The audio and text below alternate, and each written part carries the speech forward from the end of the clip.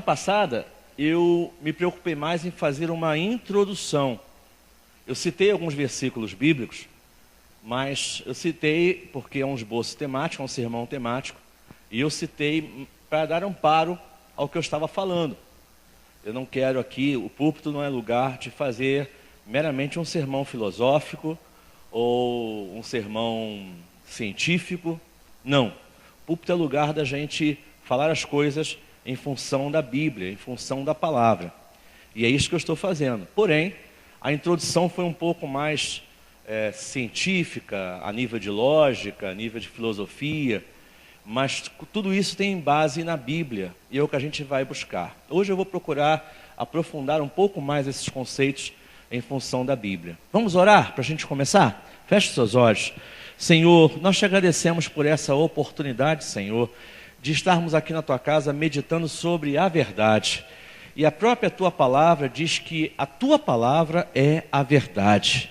Ajuda-nos, Senhor, nesta manhã, a olharmos para a Tua palavra e vermos como sendo uma verdade incontestável, como sendo uma verdade indispensável para nós, como sendo uma verdade, Senhor, inegociável, como sendo uma verdade absoluta e não relativa, como sendo uma verdade da qual nós somos dependentes dela, para não cairmos nas nossas próprias abstrações. Ajuda-nos, Senhor, e ilumina-nos, abençoa-nos nesta manhã. Nós te oramos em nome de Jesus. E que o povo de Deus neste lugar diga amém. Amém. Então, somente a verdade. Essa discussão sobre a verdade, ela ocupa tanto a religião, quanto a filosofia, quanto a ciência, há milênios, há séculos, há milênios. Há muito tempo as pessoas discutem sobre o que é a verdade absoluta, se existem verdades absolutas, inegociáveis ou não. Se você quiser anotar, você pode anotar à vontade. Se você depois quiser os slides, é só me pedir por e-mail que eu te mando, não tem problema nenhum. Então eu vi com você alguns versículos bíblicos que eu quero voltar a ver hoje de novo. Em 2 Coríntios capítulo 13, versículo 8, diz: pois nada podemos contra amados, a verdade, mas somente em favor da verdade. E nesse texto Paulo está falando a respeito da verdade do Evangelho, da verdade de Jesus Cristo. Ele não está falando da verdade de uma maneira geral, mas da verdade que é a revelação de Jesus Cristo, da verdade que é a palavra encarnada, o verbo encarnado. Ele está falando essa questão. Nós não podemos, nada podemos contra as verdades que Jesus nos estabeleceu, a verdade que Jesus nos ensinou, mas somente em favor da verdade. Paulo está dizendo também que eles trabalham em função, em favor da verdade, que aquilo que eles anunciam vai realçar a verdade que Jesus anunciou, que a maneira como eles agem vai confirmar as verdades que Jesus ensinou. Já não vivo eu, mas Cristo vive em mim. Ou seja, eu já não posso mais ser a minha verdade, mas eu preciso ter a verdade de Cristo em minha vida. Nesse texto, Paulo também está dizendo que a verdade, ela é favorável a nós, mas ao mesmo tempo, ela nos é um ponto de referência que muitas vezes vai nos fazer chocar com o nosso próprio anseio, com o nosso próprio egoísmo. Ou seja, nós nada podemos contra a verdade. As nossas argumentações não conseguem derrubar a verdade. As nossas intenções não conseguem ser superiores à verdade. As nossas fraquezas não conseguem serem justificadas por qualquer argumento que vá de encontro à verdade. Paulo está dizendo que existe um baluarte chamado verdade. E que esse baluarte chamado verdade, ele acaba funcionando como um espelho, funcionando como um referencial para tudo aquilo que os homens pensam, falam, dizem e fazem. Então as nossas ações precisam ser colocadas em choque, vamos dizer assim, precisam ser confrontadas com a verdade. Jesus também, na sua oração sacerdotal de João capítulo 17, no versículo 17 ele diz para o Pai, é uma oração, ele está dizendo ao Pai: Pai, santifica-os na verdade, porque a tua palavra é a verdade.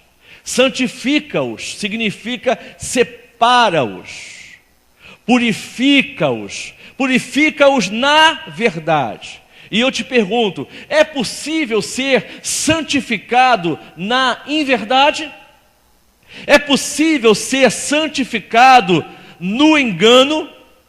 É possível ser santificado na mentira? E aqui eu quero ampliar um pouco esse conceito de mentira. Mentira não é só aquela frase que uma pessoa fala e essa frase não é verdadeira. Não é somente isso, essa também é uma mentira. Mas mentira significa engano, significa ilusão, significa comodismo moral e ético e espiritual. É todo um conjunto, não é só uma frase que é uma mentira. Existem pessoas que vivem uma vida de mentira, uma vida de ilusão. Daqui a pouco nós vamos ver um exemplo disso na Bíblia. Então, Jesus está falando: Pai, santifica-os na verdade. A verdade santifica. E qual é a verdade? Qual é a verdade do ponto de vista que Cristo estava pedindo para que o Senhor nos santificasse? A tua palavra é a verdade. A Bíblia Sagrada tem os conceitos da verdade. E se você entende isso aí, diga um aleluia. Pastor, mas existem outras verdades. Sim, mas todas as verdades derivam da verdade da palavra de Deus. Não sei se você sabe, mas teologia é conhecida como a mãe das ciências. Ou seja, a ciência traduz uma verdade, a ciência pesquisa uma verdade, a ciência elabora uma verdade, mas essa ciência biológica, física, matemática, umas ciências humanas, arqueologia, por exemplo, ela tem a seu radical, ela tem a sua origem na pessoa de Deus, na ciência chamada teologia.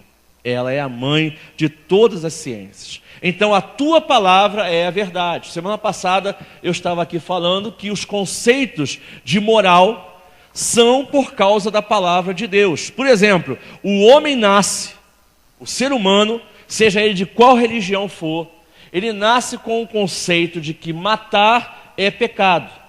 Aliás, matar é errado. Pode até não ter o conceito de pecado, mas ele nasce com o instinto de que matar é errado.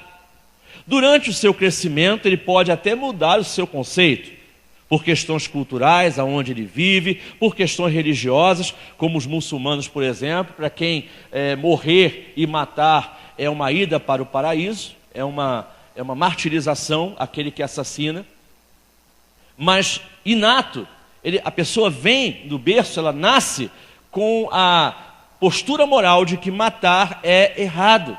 E essa postura moral é colocada pelo Criador.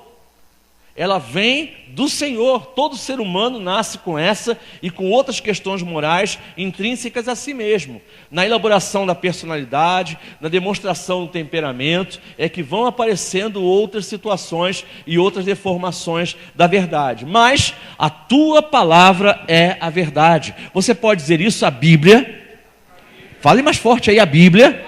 A palavra de Deus é a verdade e é a fonte de toda a verdade.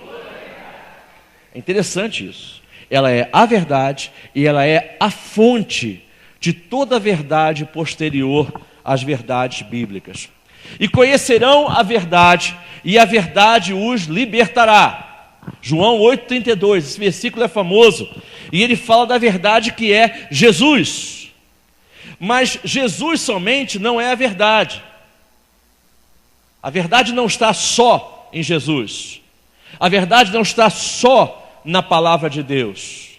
Não está limitada a ser só a palavra de Deus. A verdade é um conceito mais amplo que é colocado a partir de Jesus e a partir da palavra de Deus. Nós temos os nossos conceitos derivados e construídos a partir de Jesus e a partir da palavra de Deus. Jesus é a verdade, Jesus é o caminho, a verdade e a vida, a palavra de Deus é a verdade, mas isso se desenvolve, isso se aplica. Tem coisas que não estão claramente na Bíblia, objetivamente na Bíblia, mas que por causa das verdades da Bíblia, a gente começa a entender com outros textos correlatos. Por exemplo, a Bíblia não fala a seguinte expressão: não fumarás. Eu não conheço nenhum versículo da Bíblia que fale objetivamente sobre o cigarro, sobre a conduta repreensível a respeito do ato de fumar. Mas a verdade da Bíblia nos mostra que nós precisamos cuidar do nosso corpo, porque o nosso corpo ele é templo do Espírito Santo, e nós não podemos destruir o templo do Espírito Santo. Amém, amados? Nem com cigarro, nem por tomar 3 litros de Coca-Cola por dia, nem de comer McDonald's todo dia, e por aí vai. Então existem verdades que são desdobramentos da verdade original, e se você passar a conhecer a verdade original e os desdobramentos dessa verdade original, você vai ser liberto. Conhecereis a verdade e a verdade vos libertará. Jesus liberta. As verdades que Jesus prega libertam. As verdades escritas na palavra de Deus libertam. E as verdades estabelecidas a partir da palavra de Deus também libertam. Libertam de quê? Libertam do pecado. Libertam de uma vida de prostituição, de concupiscência. Libertam de uma fala de uma vida interessada na vida do próximo, ou seja, liberta da fofocagem, liberta de uma série de coisas que para muita gente é normal, mas quando você conhece a verdade te liberta. Amém, amados? Diga para quem está aí perto de você: conheça a verdade, porque a verdade tem o poder de te libertar. Pois é. Mas muita gente hoje dá uma de Pilatos. Você conhece Pilatos? Ele é o homem que julgou Jesus e que fez o ato de lavar as mãos. Essa foto aí ilustra bem isso. E tem uma frase de Pilatos que ela é bem... Não confunda agora Pilatos com Pilates, ok? Pilates é uma coisa, Pilatos é um fanfarrão. Pilatos falou assim: o que é a verdade? E essa frase é muito cotidiana, é muito... contemporânea. O que é a verdade? Quando Jesus falou para ele que Pilatos perguntou para Jesus: você é o rei dos judeus? E Jesus falou para ele assim: tu dizes. E os judeus haviam feito uma série de acusações para ele. E Jesus fala alguma coisa, eu não lembro qual é a frase exatamente. Jesus fala que é preciso definir a verdade. E Pilatos fala para ele assim: mas o que é a verdade? Eu acho interessante esse versículo e chama a sua atenção para esse versículo, porque Pilatos, na atribuição da sua autoridade, ele tinha autoridade para saber qual era a verdade. Pilatos poderia ter investigado e buscado a verdade. Se ele quer saber o que é a verdade, ele poderia investigar. Ele poderia mandar pessoas pesquisarem a vida de Jesus, mandar as pessoas pesquisarem os intentos dos judeus, mandar saber se Jesus havia feito mal algum para ser crucificado. Afinal, ele tinha uma ideia de que Jesus não havia feito mal nenhum, mandava conferir. Pilatos poderia descobrir a verdade. Porém, se Pilatos se arriscasse a descobrir a verdade, poderia ser uma verdade incômoda. E é exatamente isso que acontece nos anos 2012. Existem verdades que incomodam. Por isso, muitas vezes é melhor lavar a mão, até a respeito de si mesmo. Vamos lá, só fazendo um en passant da semana passada. A verdade é absoluta, é uma só, é plena, é fechada, ou a verdade é relativa? O que é verdade para um pode não ser verdade para o outro. Verdade absoluta ou a verdade é relativa? No tempo pós-moderno que estamos vivendo, ensina-se que toda verdade é relativa, de que não existe verdade absoluta. Ouçam bem, esse é um ensino do humanismo. Não existe verdade absoluta. Toda verdade é relativa. Porém, é tão interessante pensar nisso, que eles mesmos se contradizem. Eu vou te mostrar. Os humanistas dizem que os humanistas e as pessoas ao nosso redor. Eu acho que você já ouviu sobre isso, né? Não existe verdade absoluta. O que é verdade para você pode não ser verdade para mim. Já entro nesse ponto. A ideia é de que todas as verdades são relativas. Então eles falam assim: toda verdade é relativa. Não existe verdade absoluta. Ponto. Aí você pergunta assim: você tem certeza? E a pessoa responde: eu tenho certeza absoluta.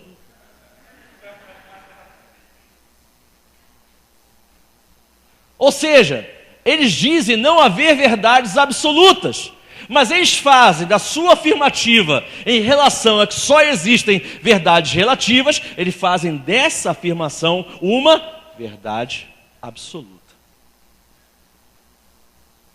Não é contraditório? Então, por aí, a gente já vê que as verdades relativas, elas não existem. Pode haver e há opiniões diferentes. Pode haver e há versões diferentes sobre a mesma verdade. Pode haver e há questões culturais envolvendo a verdade.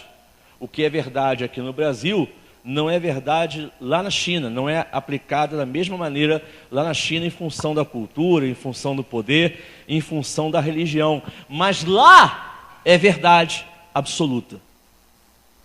Você entende? Para nós é uma outra verdade, não é uma verdade relativa. É uma outra verdade. Lá é uma verdade.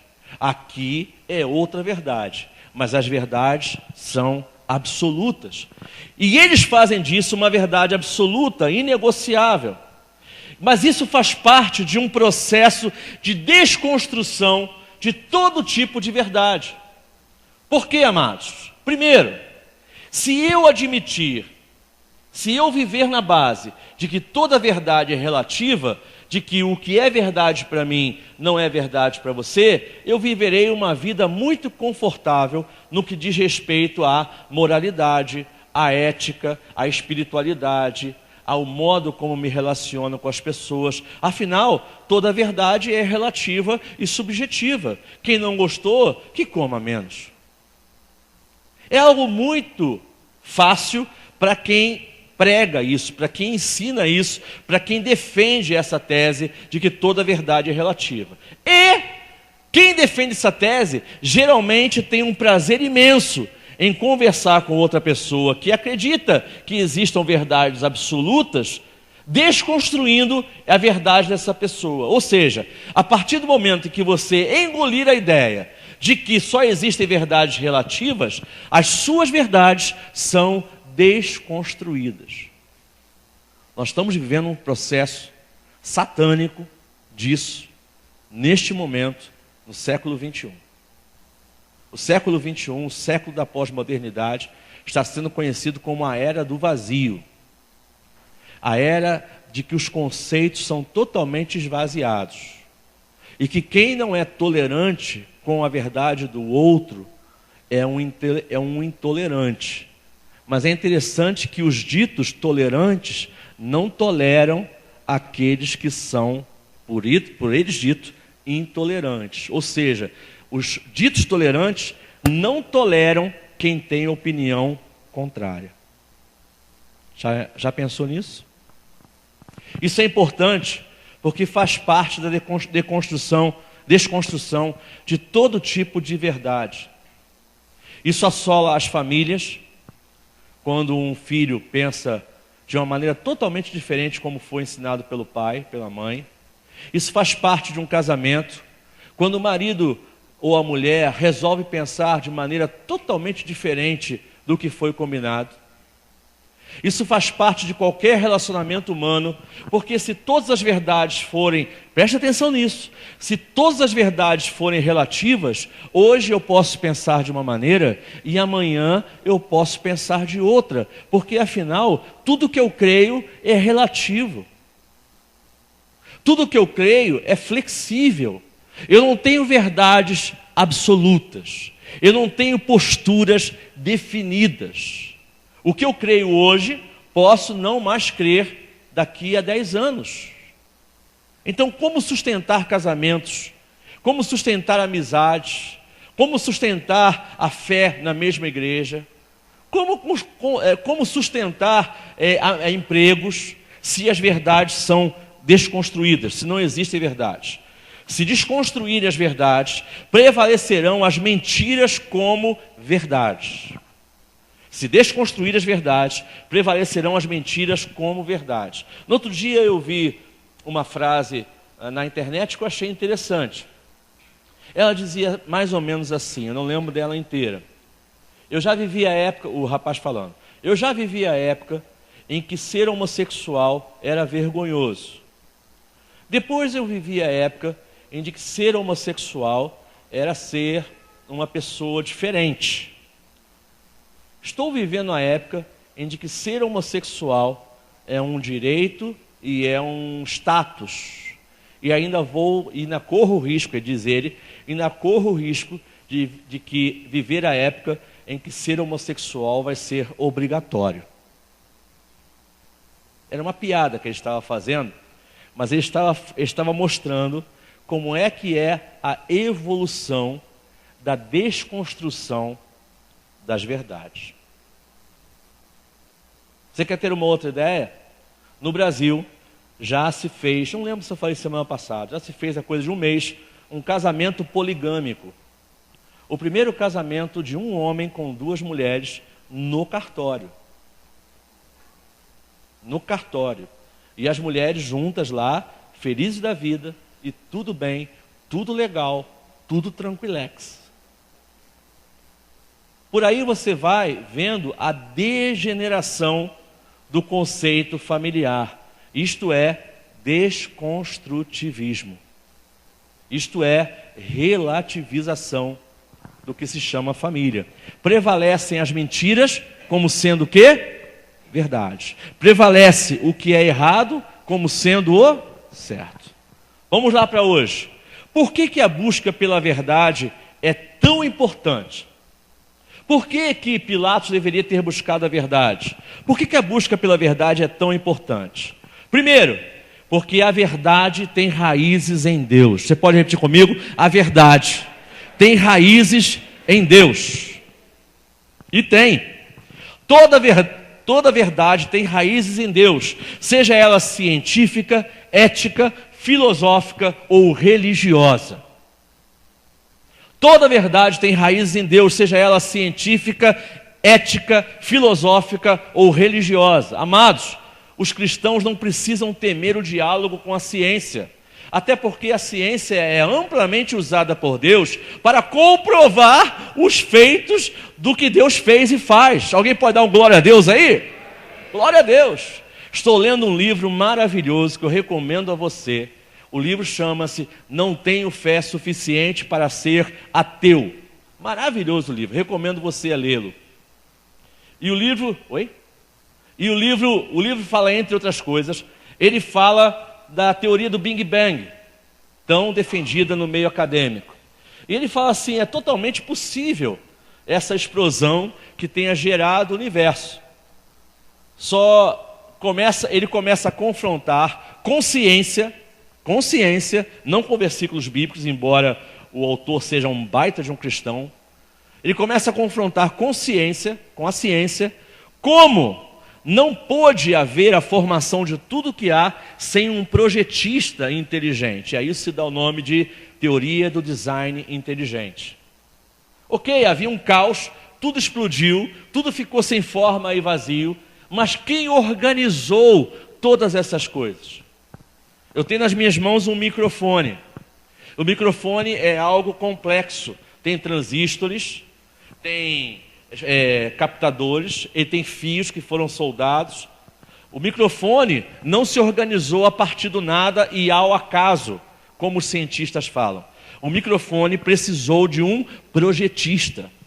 E é aí que entra a pessoa de Deus. Os cientistas não conseguem descobrir quem é, e muitas vezes não admitem que a criação, para acontecer da maneira como aconteceu, eu poderia dar aqui dezenas de exemplos, a criação precisa necessariamente de um projetista inteligente. Uma ameba não conseguiria se multiplicar até se tornar todo tipo de geração biológica. E esse projetista inteligente é a pessoa de Deus. Ou seja, as descobertas científicas apontam para a pessoa de Deus. Você pode dar um glória a Deus aí, meu amado? E tudo mais. Então não precisamos ter medo da ciência. A ciência não é nossa inimiga, pelo contrário. A ciência ela corrobora o que a Bíblia diz. Só é preciso você buscar a verdade. Dá trabalho. A ética é a mesma coisa. A filosofia é a mesma coisa. A filosofia nos faz pensar, e ao pensar nós chegamos à ideia de Deus ou religiosa. Toda verdade religiosa tem as suas raízes em Deus. E existe muita inverdade religiosa que não tem origem em Deus. Deus não tem medo da verdade. Os cristãos também não devem temê-la. Você não precisa e não deve ter medo da verdade. Pelo contrário, andai na verdade em amor. Andai na verdade uns com os outros em amor. Nós precisamos andar na verdade, meu amado. E se você entende isso aí, diga um glória a Deus, meu amado. Segundo, por que eu preciso buscar a verdade? Porque a verdade é acessível.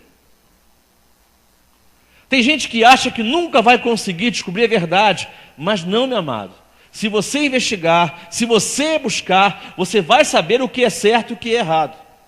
Você vai descobrir o que é a verdade. A verdade ela é sempre acessível, porque Deus é quem criou a verdade e Ele permite a você que você descubra a verdade. Jesus ensinou que nós podemos e devemos conhecer a verdade.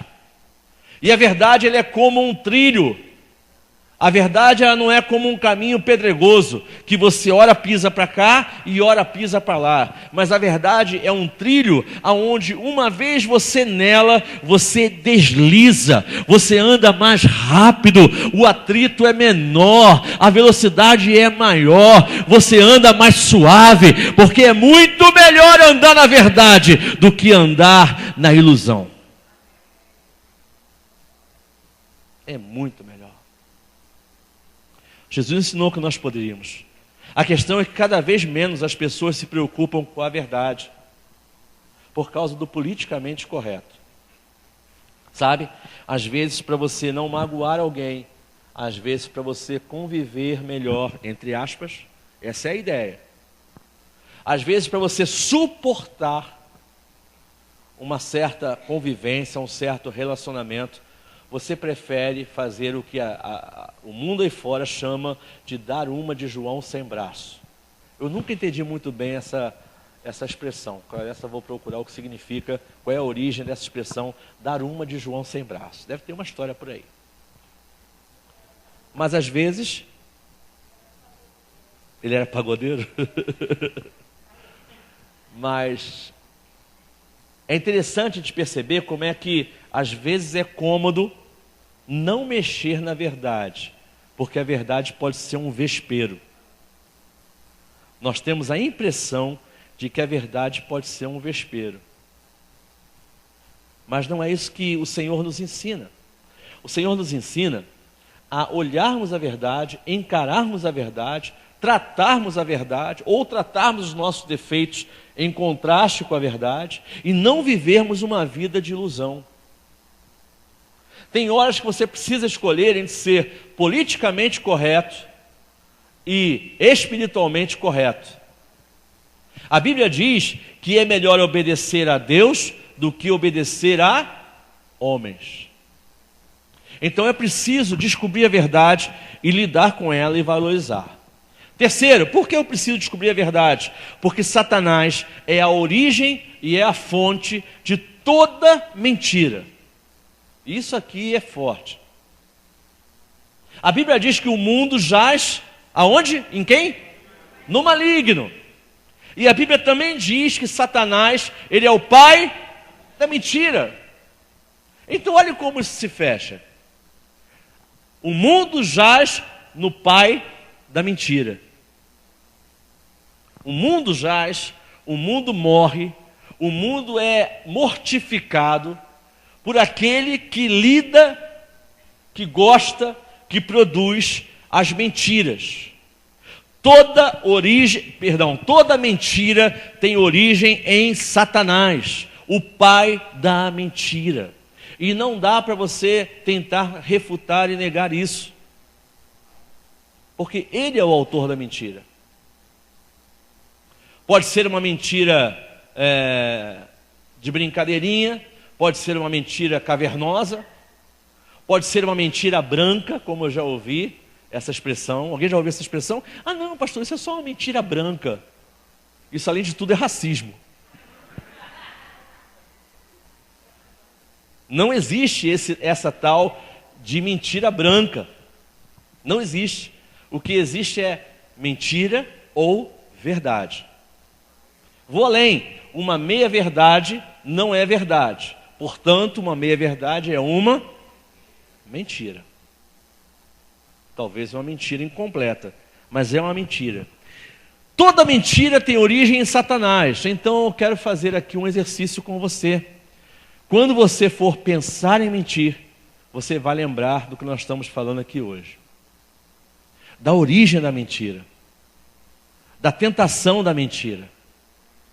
Daquele sopro que vem, fala isso para você sair da encrenca. Fala isso que vai dar certo e a questão vai se dissipar. Porém, amados, a mentira tem um custo muito maior. Desde o início, Satanás leva o homem à fraude, à ilusão e ao pecado através da mentira. E ainda é assim. Satanás continua levando o homem à fraude, à ilusão e ao pecado através da mentira. E a maior mentira de Satanás nesse aspecto de levar o homem é: isso é bom. Satanás trabalha muito com o ego do ser humano, com os desejos do ser humano, com os desejos carnais mesmo, com aquilo que faz o ser humano se sentir bem.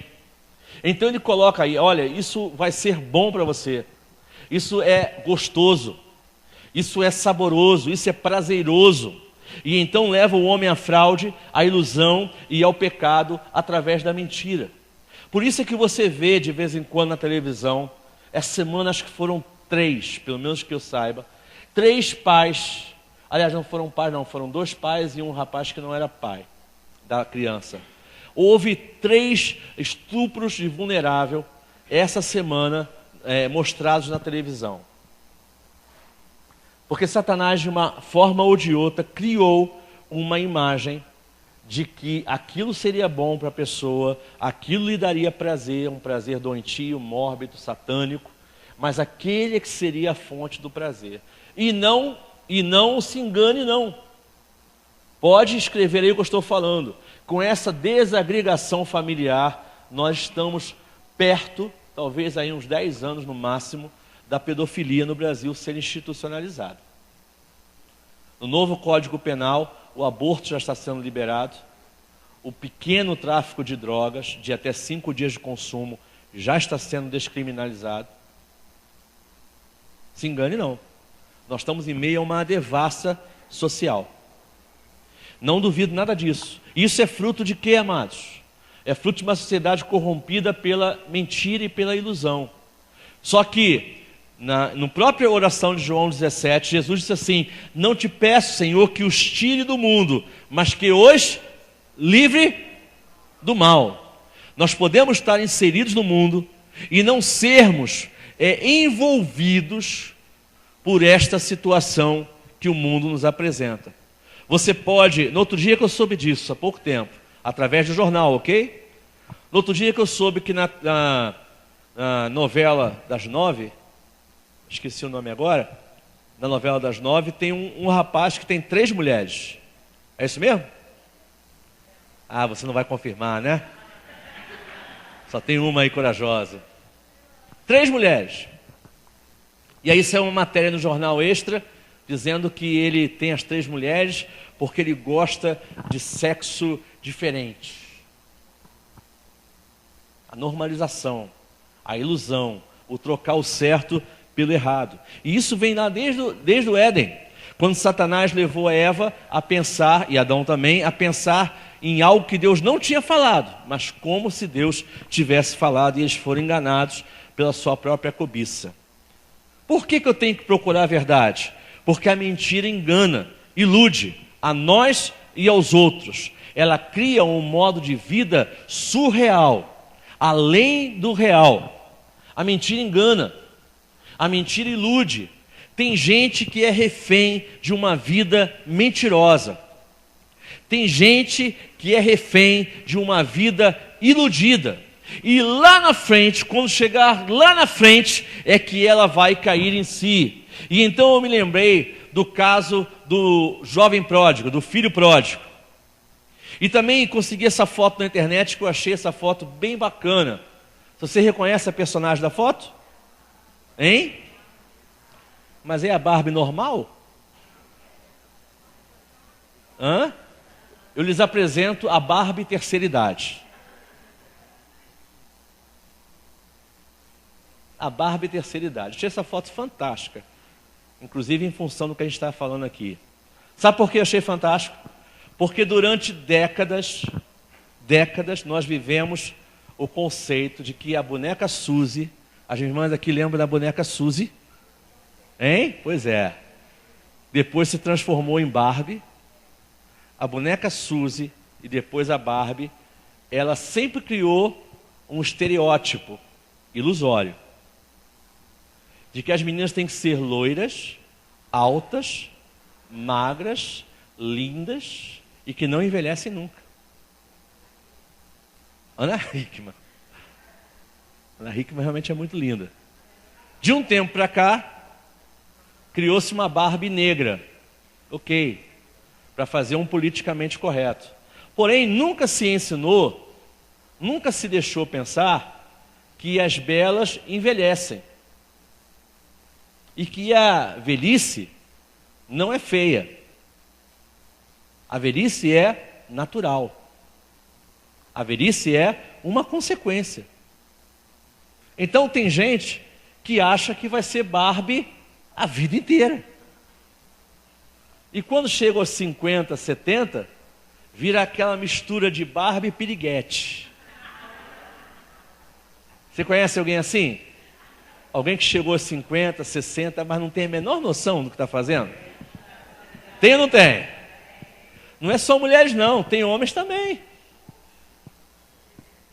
Eu acho mó barato, amados, esse pessoal que usa bomba, que é fortão, que bota um monte de tatuagem, entendeu? Eu acho que essas tatuagens vão ficar lindas quando aparecer a flacidez. Vai ficar tão bacana. Aquele São Jorge, todo frouxo. Não é? Pessoal que tatua São Jorge, tu tem São Jorge? Como é que é? Caindo no cavalo? É, pô, essa é uma boa ideia. Quando a pelanca aparecer, o São Jorge vai cair do cavalo.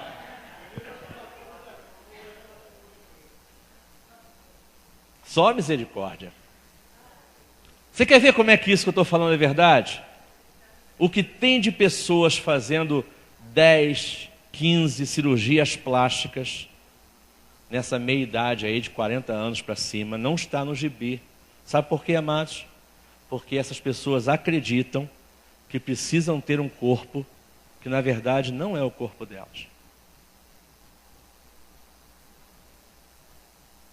Quem foi que disse que você tem que ser magro? Quem foi que disse que você tem que ser gordo? Quem foi que disse? Estou falando uma verdade, uma mentira, um engano, muito bobo até. Mas quem foi que disse para essa rapaziada que está aí fora que para ser alegre precisa encher a cara o tempo todo. Ou precisa ir para um baile funk, ficar ouvindo a noite inteira, como eu ouvi no outro dia, parou um carro do meu lado, irmãos. Mamãe passou açúcar em mim. Mamãe passou açúcar em mim. E eu estou quase jogando um bocado de sal naquele cara. Ficar ouvindo mamãe passou açúcar em mim, não dá. Tem um personagem bíblico que um dia se enganou. Lucas, vamos lá, Lucas capítulo 11, capítulo 15, versículos 11 a 24. Fala desse rapaz. Os jovens, irmãos, os jovens estão sendo muito assediados por esses conceitos que eu estou falando aqui. Se bem que nós temos na igreja jovens muito valorosos, viu? Muito valorosos.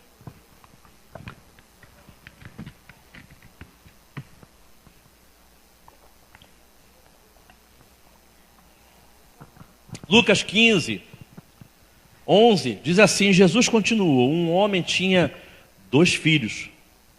O mais novo disse ao pai, pai, eu tenho a minha verdade.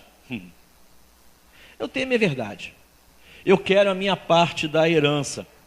Perceba que essa verdade dele era uma mentira, porque a herança só vem depois que a pessoa morre. Então ele não tinha direito a absolutamente nada. Mas ele criou uma verdade para ele. Pai, eu quero a minha parte na herança. Assim, o pai quis fazer a vontade do filho e repartiu a sua propriedade entre eles, entre os 2. Não muito tempo depois, o filho mais novo, reuniu tudo que tinha e foi para uma região distante. Outra verdade, para ele, não é? Ilusória. Eu preciso viver minha vida sozinho. Eu preciso ser autônomo. Eu preciso da minha liberdade. Vamos lá. Lá, desperdiçou os seus bens vivendo irresponsavelmente. Em outra versão diz vivendo dissolutamente. Outra verdade, que ele pensou ser verdade. Eu acho que eu consigo administrar o dinheiro da herança do meu pai. Mas a Bíblia diz que ele desperdiçou. Ou seja, ele pensou que sabia administrar, mas na verdade, ele não era capaz de administrar aquilo que ele pensava ser. 14. Depois de ter gasto tudo, isso aqui é outra verdade, ele achou que o dinheiro ia dar para sempre. E o dinheiro não dá para sempre. Se você não trabalhar, se você não repor, se você não administrar, o dinheiro acaba. Não é verdade, amados? Depois de ter gasto tudo, houve uma grande fome em toda aquela região e ele começou a passar necessidade. Opa, era uma verdade que ele não esperava conhecer. Mas é uma verdade, não é, irmãos? Quem gasta tudo o que tem e não trabalha para repor o que tem, o que perdeu, o que gasta, o que vai acontecer com essa pessoa? Ele vai passar necessidade. A Bíblia diz, inclusive, que aquele que não trabalha, que não coma. É uma verdade. Vamos lá. Por isso, foi empregar-se com um dos cidadãos daquela região, que o mandou para o seu campo a fim de cuidar dos porcos. É outra verdade. Quem não estuda, quem não se qualifica, quem não se prepara para o mercado de trabalho, vai cuidar dos porcos. Só que essa verdade, esse rapaz só descobriu na marra. Quando ele tomou uma série de decisões ilusórias e então começou a, como a gente chama aí fora, acordar para a vida. Vamos lá, 16. Ele desejava encher o estômago com as vagens da alfarrobeira que os porcos comiam, mas ninguém lhe dava nada. Essa é uma outra verdade. As pessoas aí fora passam do seu lado e não querem nem saber como é que você está. Nem para te dar comida de porcos. A maioria das pessoas se presta a isso. Ou seja, cada um por si e Deus por todos. No mercado de trabalho, geralmente é assim. Vamos continuar. Olha quantas verdades tem aí. 17. Caindo em si. E essa expressão é muito interessante, porque essa expressão mostra assim, caindo na realidade, caindo na verdade. Ele disse, poxa, eu conheço algumas verdades acerca do meu pai. Quantos empregados do meu pai têm comida de sobra e eu aqui morrendo de fome? Essa era outra verdade, ele ia morrer de fome. Eu me porei a caminho e voltarei para o meu pai e lhe direi, pai, pequei contra o céu e contra ti. Não, e essa é uma verdade. Aquele rapaz pecou contra o céu e aquele rapaz pecou contra o seu pai também. Não sou mais digno de ser chamado teu filho. Trata-me como um dos teus empregados. Esse é um sentimento que ele tinha. O pai não sentia assim e não o recebeu assim. A seguir, levantou-se e foi para o seu pai. Ou seja, ele foi encarar a realidade. Estando ainda longe, seu pai o viu e, cheio de compaixão, correu para o seu filho, o abraçou e o beijou. O filho lhe disse aquilo que tinha previsto: pai, pequei contra o céu e contra ti, não sou mais digno de ser chamado teu filho. Aquele homem não se sentia mais capacitado, em condições, com dignidade suficiente. Mas o pai disse a seus servos: nada disso, depressa, tragam a melhor roupa e vistam nele. Coloquem um anel em seu dedo e calçados em seus pés. Tragam um novilho gordo, cevado, e matem-no. Vamos fazer uma festa e alegrar-nos, pois este meu filho estava morto. Isso é verdade? É. É uma verdade emocional. Ele estava morto emocionalmente, estava morto espiritualmente. Este meu filho estava morto e voltou à vida. Estava perdido e foi achado.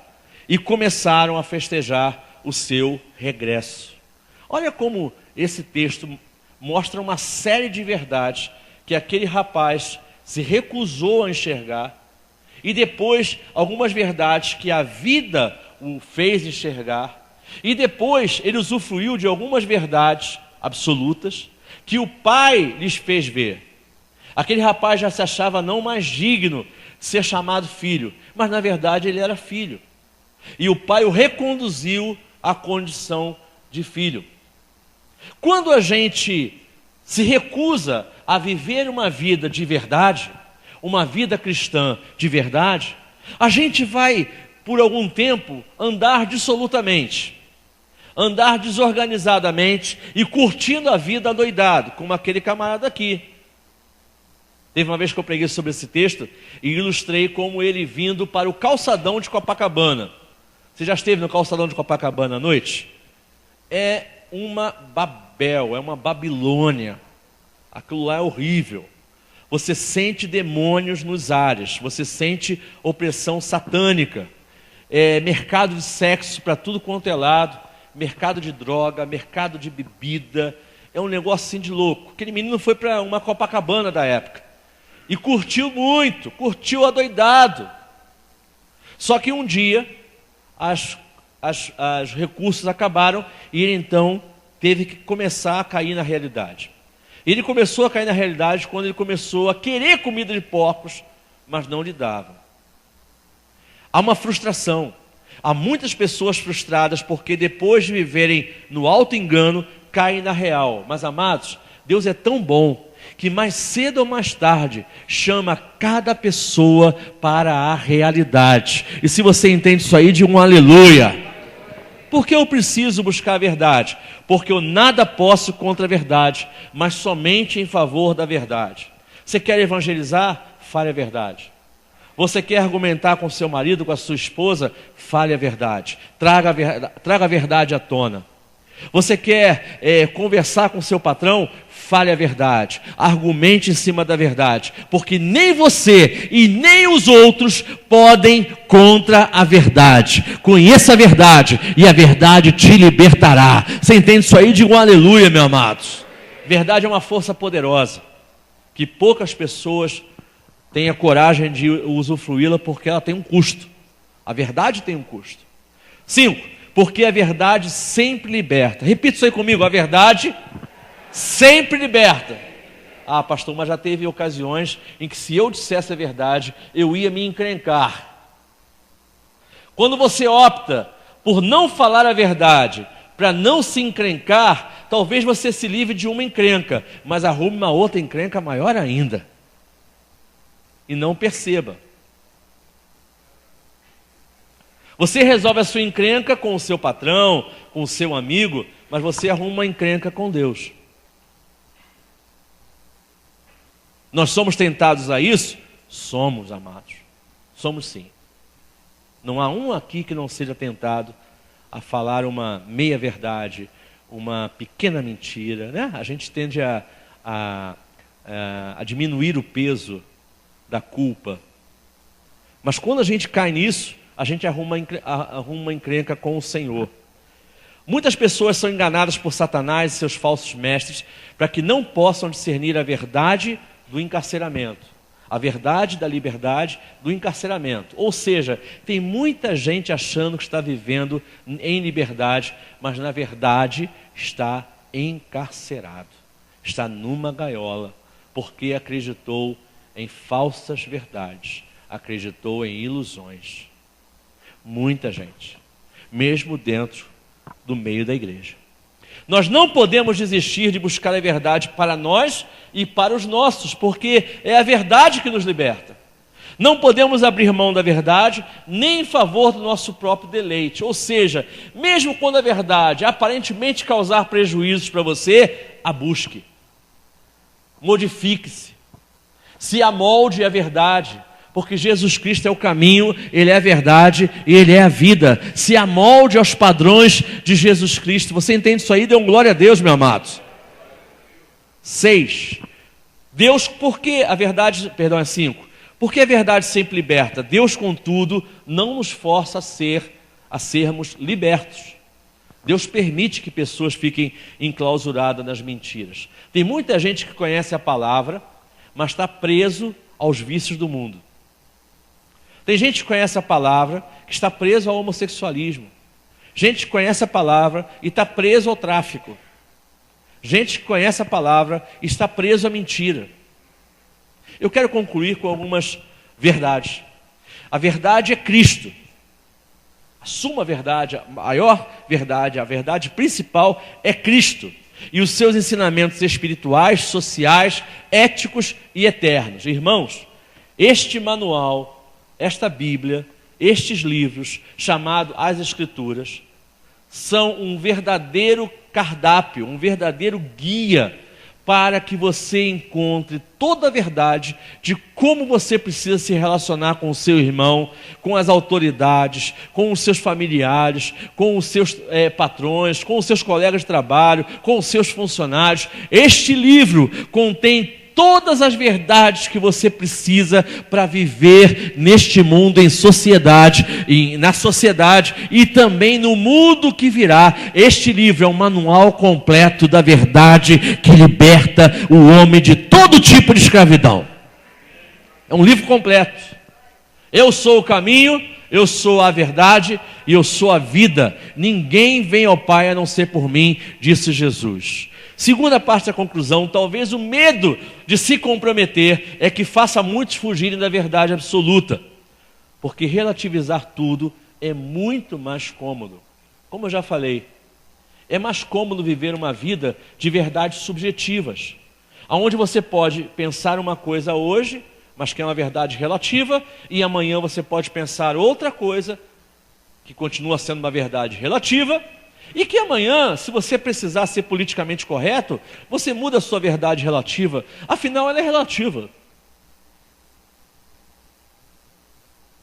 É mais complicado quando você forja, quando você define algumas verdades e vive a sua vida em função daquelas verdades. Mas é o necessário. Mas é o chamado de Deus para nós. Olha, Deus nos ensinou assim, eu vou viver assim, a verdade é esta, as minhas verdades são essas, a verdade de Deus é absoluta, e eu não me desviarei nem para a esquerda e nem para a direita. Vou fazer que nem Josué. Olha, eu não sei quanto é esse povo aí fora não, eu não sei quanto é essa sociedade do Rio de Janeiro, mas eu sei de uma coisa, eu e a minha casa, nós serviremos ao Senhor, e andaremos na verdade, e buscaremos a verdade, e buscaremos o Senhor da verdade. Não negociamos a verdade. 3, Satanás sempre usou e usará o artifício da mentira. Sempre. Sempre que você vira uma pessoa pecando, essa pessoa vai estar pecando porque Satanás a induziu através da mentira. Pode pensar na sua cabeça em um monte de exemplos. Vou te dar só um. É interessante como é que essa questão da verdade relativa é clara.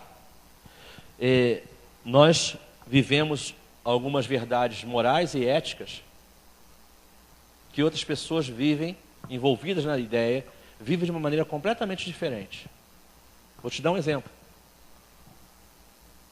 Nós acreditamos, eu penso que você acredita junto comigo nisso, que vender drogas é algo muito errado. Eu acredito, para não colocar você no bolo, eu acredito que se há pessoas ali, naquele acesso para a Ilha do Governador, no viaduto da ilha, totalmente escravizadas pelo crack, é porque alguém vendeu e forneceu a droga para elas.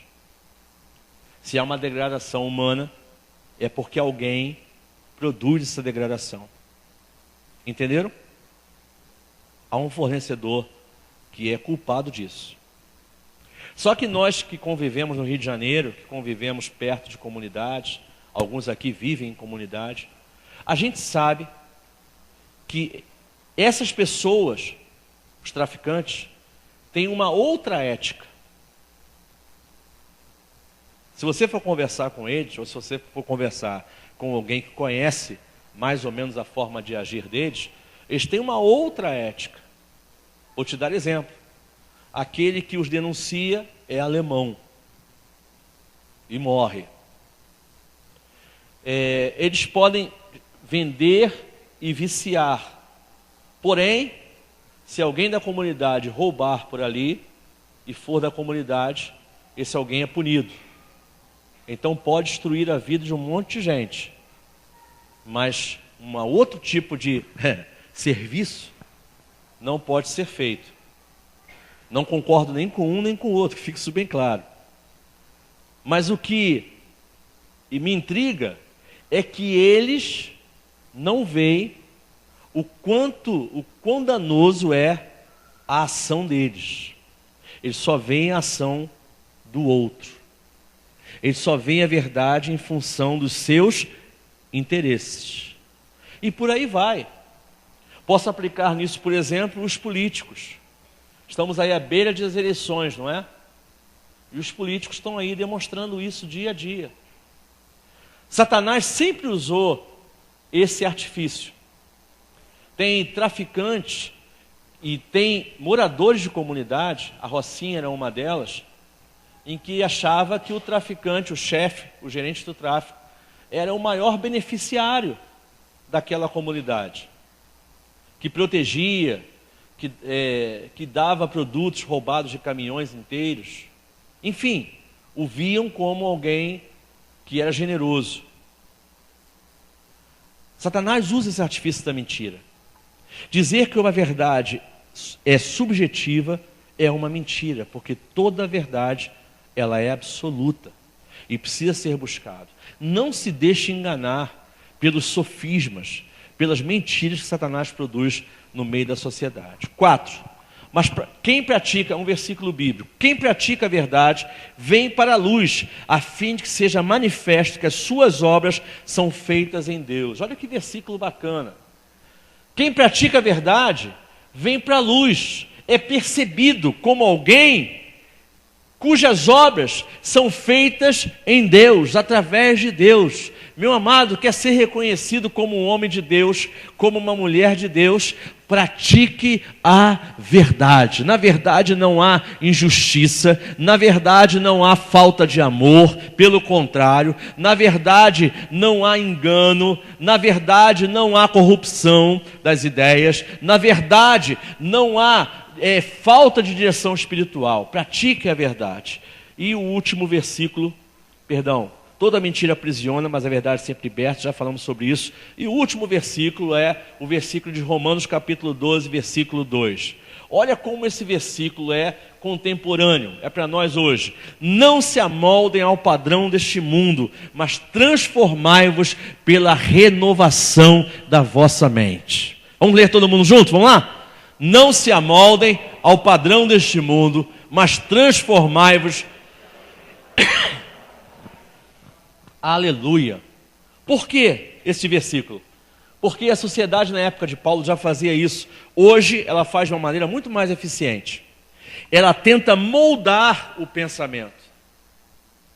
Ela tenta fazer com que você mesmo, cristão, não pense como um cristão deveria pensar. O que tem de cristãos, por exemplo, favoráveis à legalização da droga, não está no gibi. O que tem de cristãos favoráveis à legalização do aborto, não está no gibi. Porque a sociedade faz isso. São tantas mentiras colocadas, o aborto é chamado como direito de saúde reprodutiva da mulher. Olha que bonito. No novo Código Civil, analise isso, se você quiser eu te mando. No novo Código Civil, fazer experiências em laboratório com ratos é crime. É crime.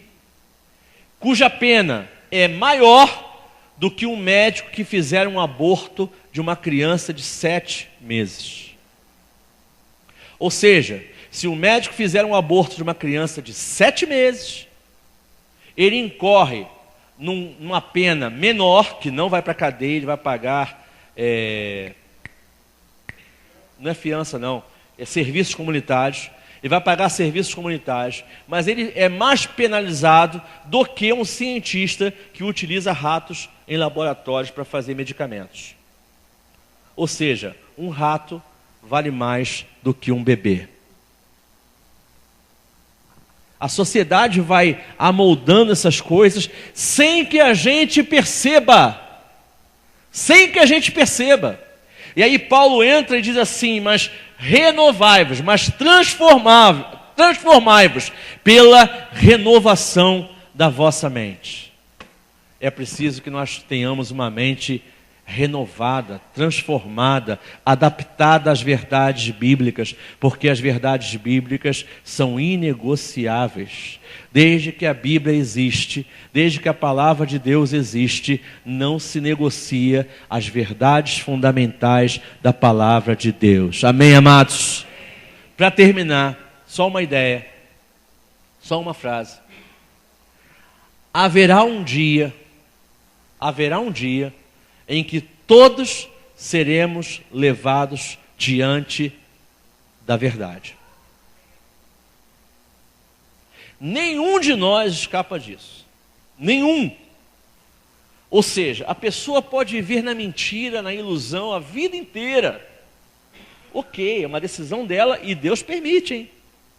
Porém, vai chegar um dia em que eu, ela, você, vamos chegar diante do absoluto, da verdade, daquele que não negocia a verdade, e vamos responder a ele, sobre tudo que fazemos, sobre tudo que absorvemos, sobre tudo que decidimos, sobre tudo que pensamos, sobre tudo que nós somos. Vale a pena viver a verdade, amados. Vamos ficar de pé e vamos orar ao Senhor?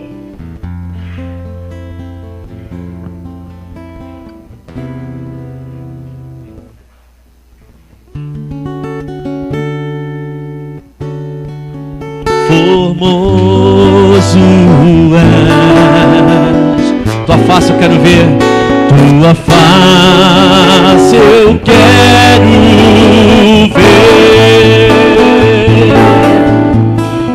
Pois quando estás neste lugar, tua graça invade-me. Acende a chama, Pai. Acende a chama, ó Pai. E uma vez brilhou.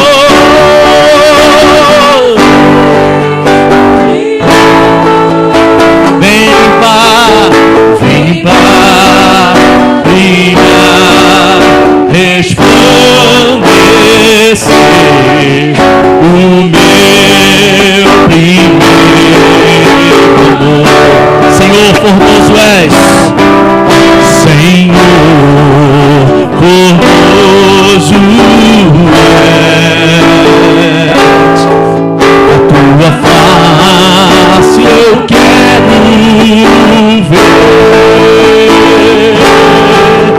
Pois quando estás neste lugar, tua graça invade-me. Acende a chama, Pai, acende.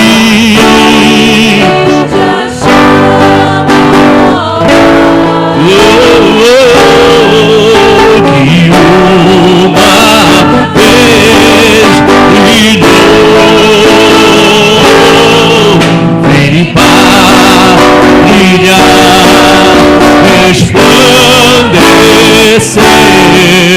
o meu amor. Senhor, nós te agradecemos por esta palavra.